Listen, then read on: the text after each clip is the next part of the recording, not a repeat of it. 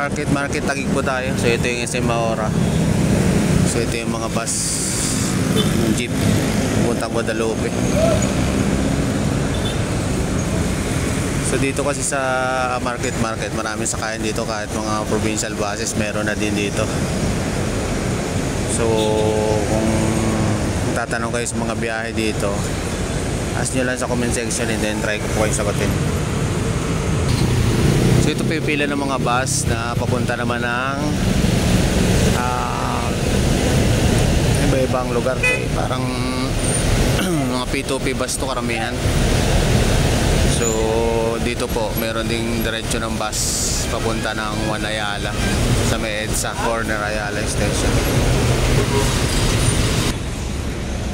So ayan, kita nyo po, ayan, may Pasita Lagro. So may Fairview dyan, so may mga Laguna dyan, and then alam ko dito rin yung papuntang Santa Rosa, Laguna eh.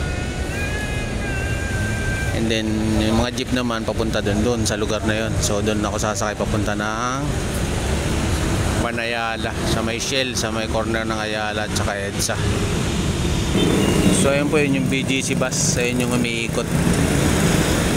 So papunta na po yun ng Ayala, Ayala corner EDSA sa may Shell.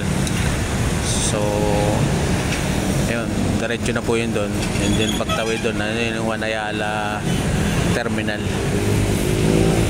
So ito yung pila ng mga jeep for Bonifacio, Gateway, so Ayala, Guadalupe, Patores, Sucat, Pasig, Rosario, Cavite. So ayan po. So ayan po yung sakayan ng Ayala.